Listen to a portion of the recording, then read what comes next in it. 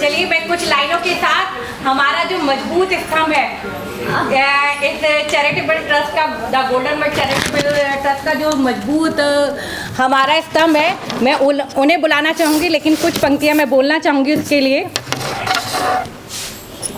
काम करो ऐसा कि एक पहचान बन जाए, काम करो ऐसा कि एक पहचान बन जाए, हर कदम ऐसा चलो कि निशान बन जाए। यहाँ तो ज़िंदगी हर कोई काट लेता है, ज़िंदगी जियो इस तरह की मिसाल बन जाए। तो हमारे यहाँ मजबूत स्तंभ की मिसाल है अलका दी। आइए।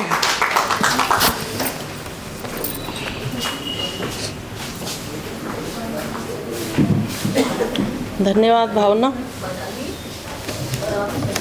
यहाँ इस हॉल में उपस्थित सभी को मेरा सादर नमस्कार।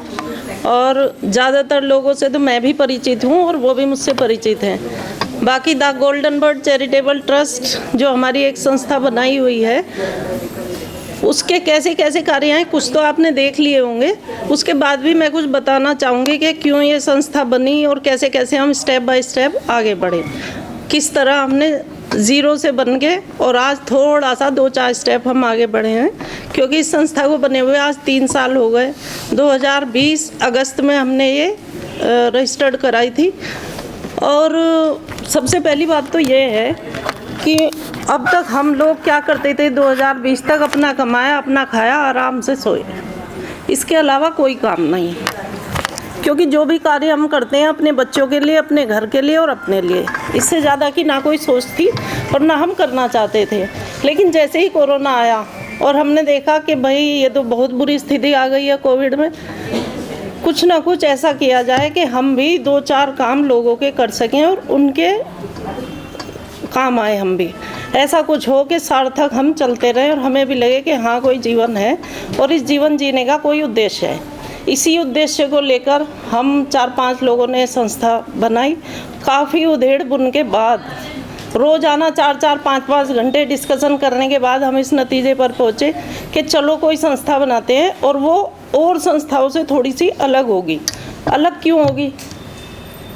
वही संस्था तो सभी चलाते हैं, लेकिन अलग क्यों होगी? मैंने भी देखा है, हम भी अब लोग जाते हैं ना जगह जगह, तो लोग हमें बता देते हैं इस बात को कि लोग आते हैं, फ़ोटो खिंचाते हैं, सामान फेंकते हैं और चले जाते हैं। पता नहीं आप लोगों को पता है या नहीं, लेकिन हमने यही देखा। तो हमने उन्हें ये बात के लिए श्योर कर दिया कि हम आएंगे, सामान देना होगा देंगे, नहीं तो आएंगे, बैठेंगे, समय देंगे और वास्तव में वो ही फ़ोटो होगी जो हम काम करेंगे। सबसे बड़ी बात तो यही थी। तो जैसे हम वृद्धाश्रम गए या अनाथालय गए, तो ऐसा नहीं था कि वहाँ गए फटाफट फ़ोटो खिंचवाए और चल दिए। हम वो सामान उनके हाथों तक पहुँचाते हैं। उसके बाद उन्हें यदि समय की ज़रूरत है तो हम वहाँ 2 घंटे, 3 घंटे, 4 घंटे, जितने घंटे हमारे पास हों और वो चाहते हैं उतना हम उनके पास बैठ के समय व्यतीत करते हैं।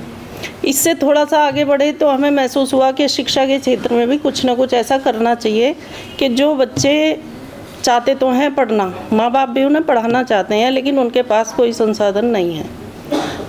उस संसाधन को उपलब्ध करवाना हमारी जिम्मेदारी है।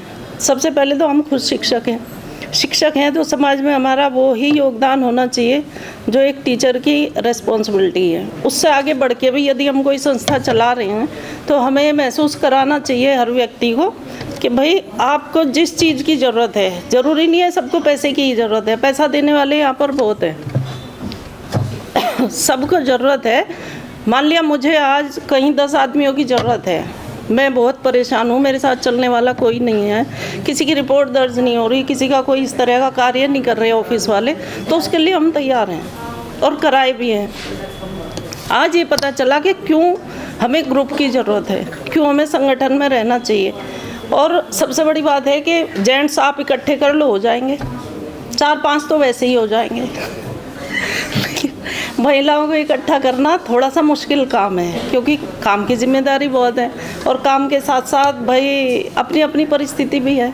अब देखो ये धामपुर से आए हैं, हम लोग भी मेरठ से आए हैं। हालांकि मैं अपने बारे में तो नहीं कहती, हम 3 लोग हैं, क्योंकि हमारा तो काम ये है दिन रात, हम घर पे ये देखते ही नहीं हमारा कौन सा काम छूटा और कौन सा हुआ।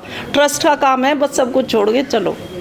रात दिन हमारी तो यही अपेक्षा है। और आप जितने लोग यहाँ पर आए हुए हैं, सबसे मैं यही गुजारिश करूँगी कि कम से कम अपने जीवन में एक आध काम ऐसा ज़रूर करें कि जिससे हम रात को आराम से सो सकें और आत्मसंतुष्टि हो सके हमें। सबसे बड़ी बात मैं अपना अनुभव बताऊंगी, मुझे नहीं पता आपका क्या अनुभव है, कि जब से ट्रस्ट हमने बनाया 2-3 महीने तो हम भी दौड़ते रहे, इधर कभी इधर कभी इधर, हमें नहीं पता लगा हमें क्या करना है। लेकिन धीरे धीरे जैसे ही सेट हुए तो पता चला नहीं हमें ये काम करने हैं। और जिस दिन काम नहीं होता उस दिन ये लगता है कि आज कुछ हुआ ही नहीं। सबसे बड़ी बात है आज सेटिस्फेक्शन है, थोड़ा भी काम हो रहा है तो बहुत बड़ा सेटिस्फेक्शन है, लगता है कि हाँ हम जी रहे हैं। दूसरी बात मैं एक बताना चाहूँगी कि महिलाओं की जो समस्या है वो है खुश रहने की।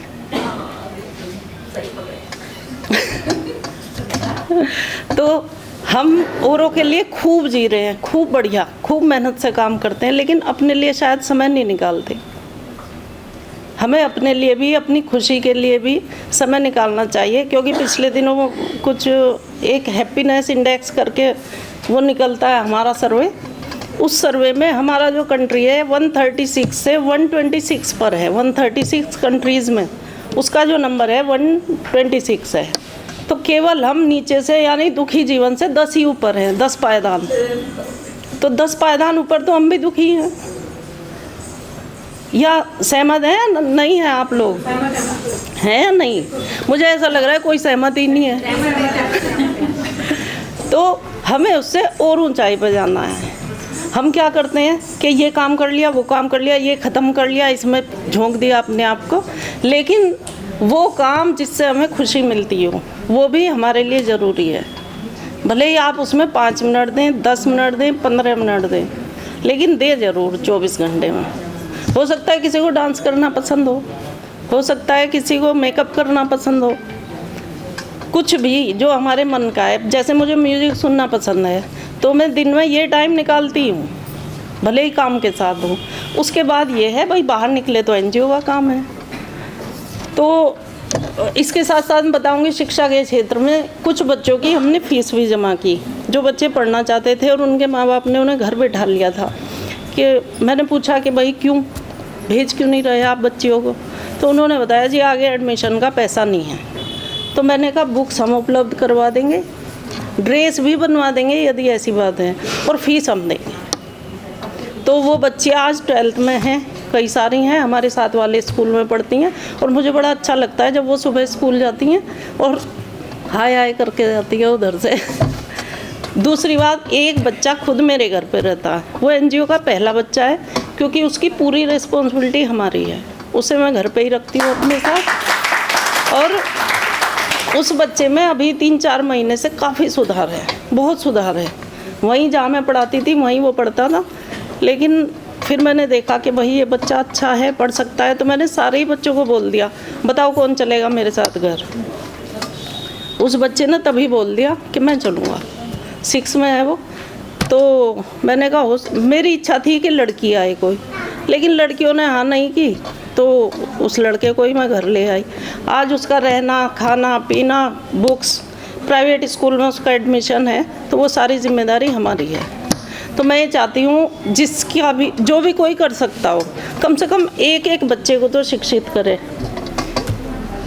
लगता तो ये है कि एक लड़की हो, लेकिन कोई बात नहीं, अगर लड़का भी कोई पढ़ना चाहता है तो हमारी ऐसी कोई बाउंडेशन नहीं है।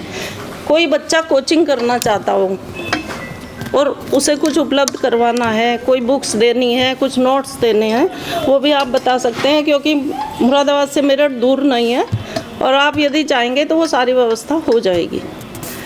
हम वृद्धाश्रम गए तो इसलिए थे कि चलो देखते हैं, मिल के आते हैं क्या है वहाँ पर, व्यवस्था अच्छी है या नहीं है, खाना मिलता है या नहीं है। लेकिन वहाँ जाकर पता लगा कि खाना तो बहुत बढ़िया मिलता है, टाइम टू टाइम सारी व्यवस्था है, लेकिन वो बेचारे परेशान हैं कि समय नहीं मिलता, कोई भी हमारे पास बैठने के लिए तैयार नहीं है। तो वहाँ ये पता चला कि भाई समय देना भी ज़रूरी है। अब हम वहाँ जाते हैं, 1-2 घंटा बैठते हैं, खुश हो जाते हैं लोग देख के। वही बोले जी, वो खुद बताते हैं बात कि आते तो बहुत लोग हैं यहाँ, बहुत सारी संस्थाओं वाले आते हैं, लेकिन कोई भी यहाँ पर हमें समय नहीं देता। ऑफिस तक आते हैं, सामान देते हैं और चले जाते हैं। बहुत लोग तो मिलते भी नहीं।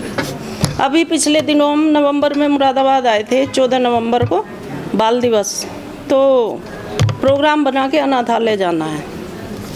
उस अनाथालय में जाके बेहद दुख हुआ उन बच्चों को देख के। वो अनाथी बच्चे थे, सब छोटे छोटे थे, उन्हें बेचारों को पता भी नहीं कि तुम कहाँ से आए और कैसे यहाँ से चले जाओगे। लेकिन 2 घंटे 3 घंटे हमने इतने अच्छे बिताए उनके साथ कि हमें लगा कि वास्तव में ये तो बहुत ही कमी है, हम तो बहुत लेट शुरू हुए, अब हमें जल्दी जल्दी दौड़ना है और ये सब काम जो समाज में एक तरीके से नहीं हो रहे, उन्हें जितना हम कर सकते हैं उतना हमें करना चाहिए।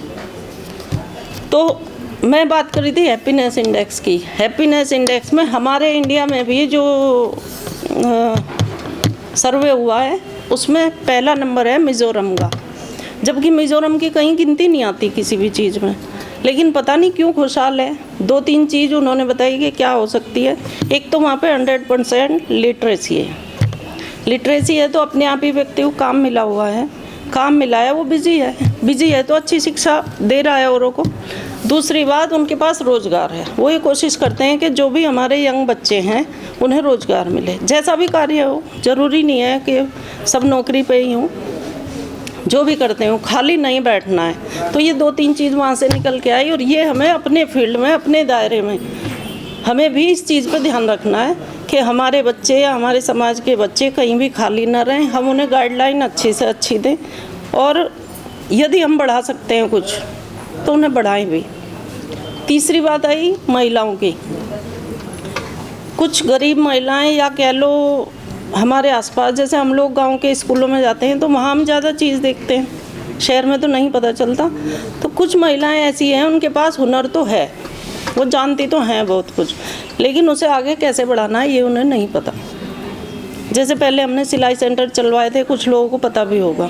तो अब फिर से बेटावदा में जहाँ मैं जाती हूँ वहाँ अपने आप ही 2 लोग आए, एक पूर्व प्रधान और एक और। उन्होंने कहा जी हमारे गांव की महिलाओं के लिए कुछ करो, क्योंकि वो स्टेटस देखते हैं कि भाई ये लोग कुछ कर रहे हैं। तो मैंने उन्हें बता दिया भाई हमने तो किया था, आप लोगों ने सहयोग नहीं किया। तो बोले नहीं, इस बार हम तैयार हैं और हमारी 7-8 लोगों की टीम है, वो पूरा आपका सहयोग करेगी, बताओ क्या चाहिए। तो मैंने उनसे कहा सबसे पहले जगह, हमें एक जगह चाहिए ऐसी। उनके पास एक हॉल है, 1-2 मशीन हम देंगे, 1-2 वो देंगे और वो कार्य आगे बढ़ाने के लिए बोल भी रहे हैं और कराएंगे अब। तो और गरीब महिलाओं की बात नहीं करती मैं, आप लोगों में से भी यदि किसी के पास कोई कला है, जैसे अभी उस बच्ची ने डांस किया, इन 3 बच्चों ने डांस किया, तो मेरा मन कर रहा था मैं भी करूं। तो मन तो करता है लेकिन हम कर नहीं पाते, क्योंकि हमें नहीं लगता हमारे पास समय है सीखने का।